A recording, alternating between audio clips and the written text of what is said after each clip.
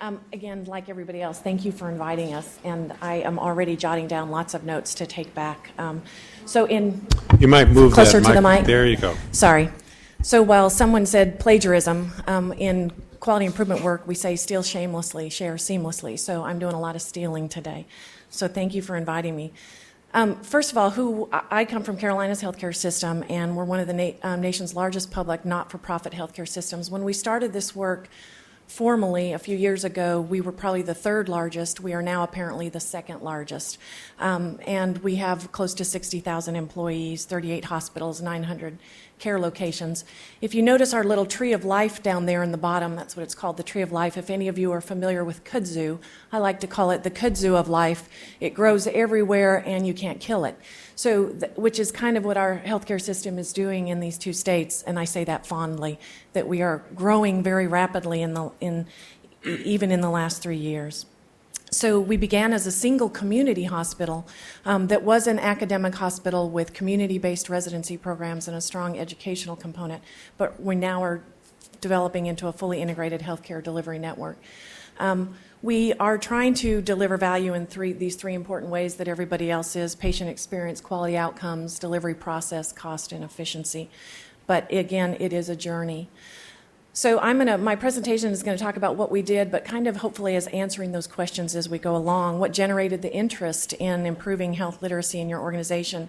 We had a new CMO at the system level, Dr. Ray, come, who recognized the role of health literacy and patient safety and outcomes, and so brought some experts together, including Dr. Darren DeWalt, to come and really help build the case, and sold the governing board of the hospital on it, and so a task force was formed.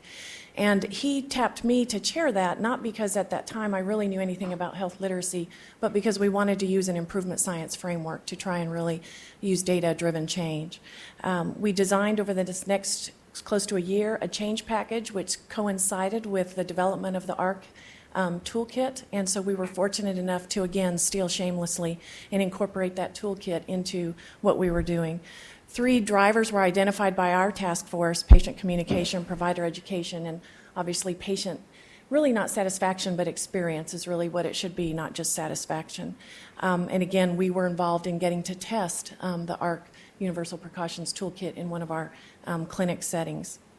So some of the strategies we used to move health literacy forward: the first thing we did is really create a collaborative, an Institute for Healthcare Improvement style collaborative, where we used learning sessions to bring teams together. At the time and the size, we had 25 facility teams participating in learning sessions with action periods and listservs and data-driven change in between, with coaching, with content experts and improvement science experts.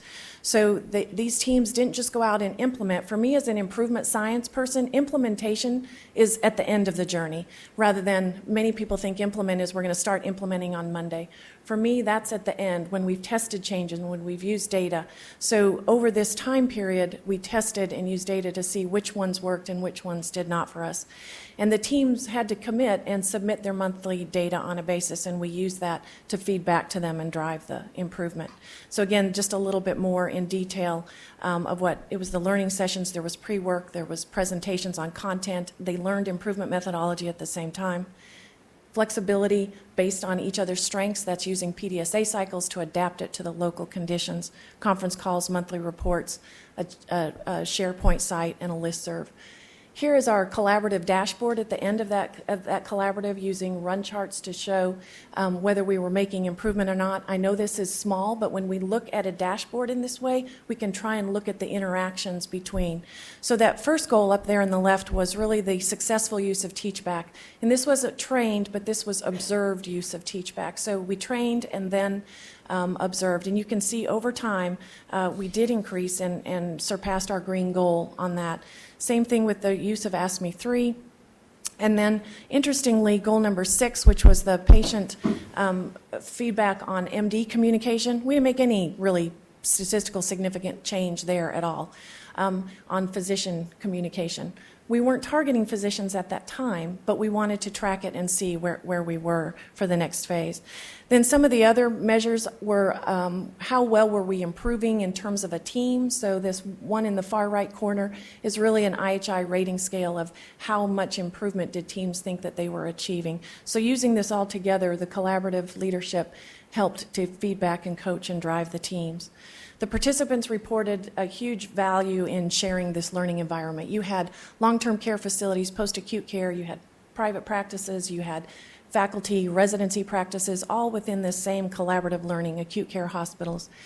The collaborative leadership really felt at the end of this that we needed a third learning session to get the next greatest benefit, and that you needed content expertise around health literacy for the entire collaborative, and certainly strong leadership, organization, and data and management involvement. But at the end of this collaborative, because of the success, because of the positive feedback, we said, okay, what do we do for spread? So we spent the next 6 to 10 months figuring out how do you spread this, and there's a couple of different spread models that you could use. The change package had about 28 change items that teams could spread. Do you spread that whole change package to each facility at a time and continue to run mini collaboratives? Or do you just send it out there and say, good luck? That's another way that you can spread. And what we really ended up deciding to do was take a smaller change package. What were the some of the key changes? Teach Back, Ask Me 3, raising awareness through the use of the video and our employee orientation, and spread that across the system in one kind of targeted audience. And that was our next project called TeachWell. So I'm just going to show you a little bit of that and then talk about it. The question that was asked was, what problem are we trying to solve? And that was obviously patient lack of knowing what to know and what to do in taking care of their health. So you all know this information already, so I'm not going to, but this was some of the presentations that we did for our board and for other people as we spread this. And so what was our bold goal? And the bold goal was to have all 10,000 CHS nurses trained in using 2 evidence-based health literacy strategies by December 31st, 2012. So could we do that? That's a bold goal. And we needed it to be quick, economical, sustainable, and again, spread across a single unified enterprise. So I did bring a toolkit with me that, again, as I said, has been copied and stolen from all sorts of things and put together in this.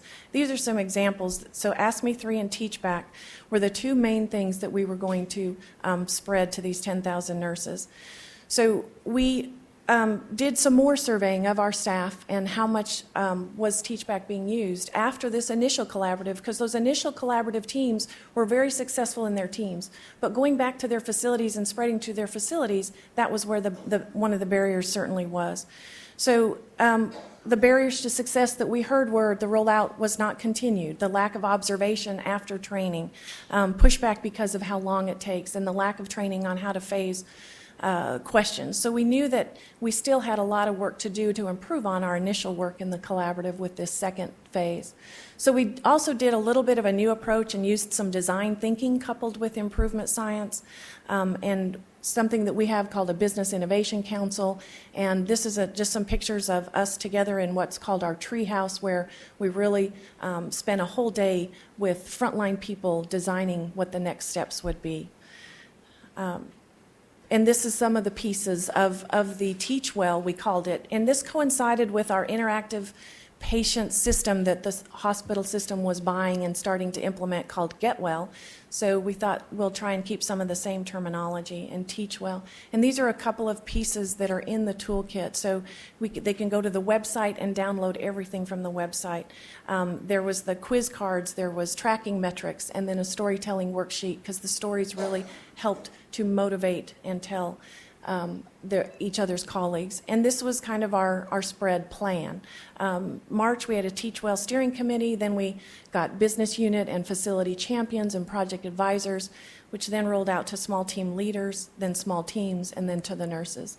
And by the end of 2012, while we didn't hit our 10,000 nurse mark, we did hit our 9,100 and still going at this point.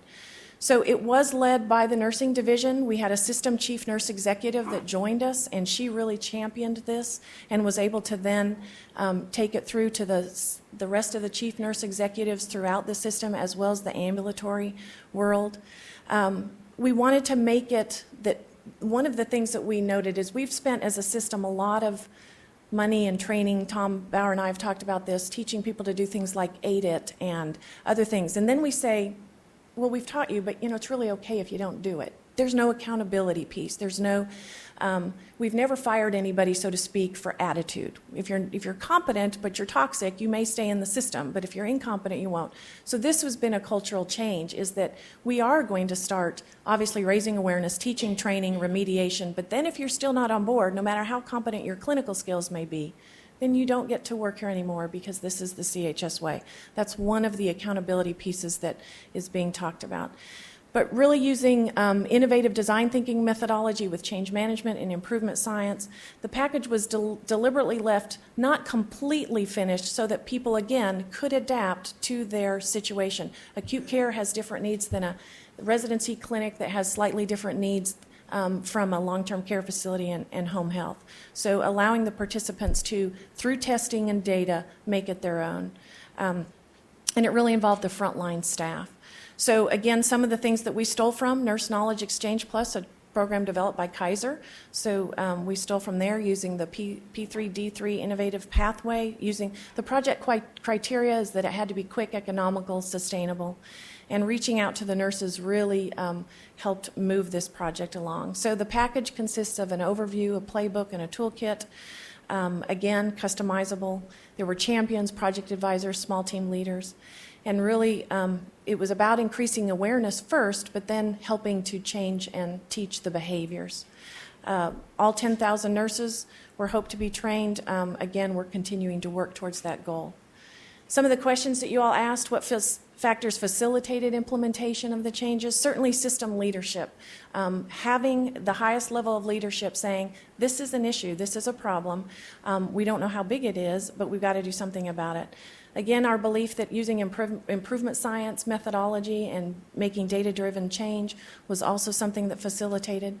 That shared learning, again, really expedited, data-driven, as we said, and then presenting them with a packaged step-by-step process that could be adapted, but that they didn't have to create on their own each time. Some of the barriers that we all hear, time constraints, competing priorities.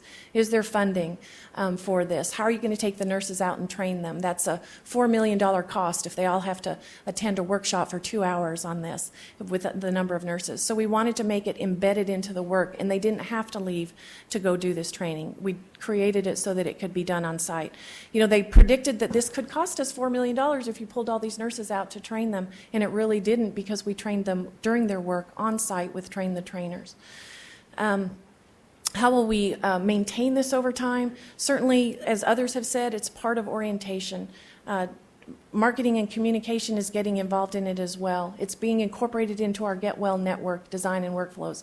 It's also getting involved in standard work. We're creating standard work that people have to do after they're trained and remediated if necessary, but you don't get a choice. You don't get a choice at Chick-fil-A to say my pleasure or not.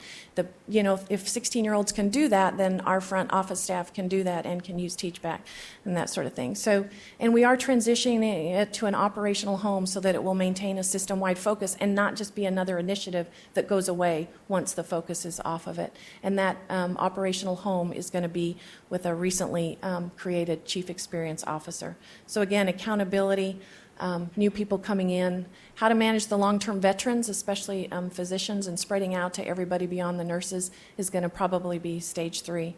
Some of the attributes of the Health Literate organization has leadership. We thought we were getting close to number 1. We've recently identified a Chief Patient Experience Officer. We have a Chief Diversity Officer, and then a Patient Experience team or Health Literacy team at the highest level.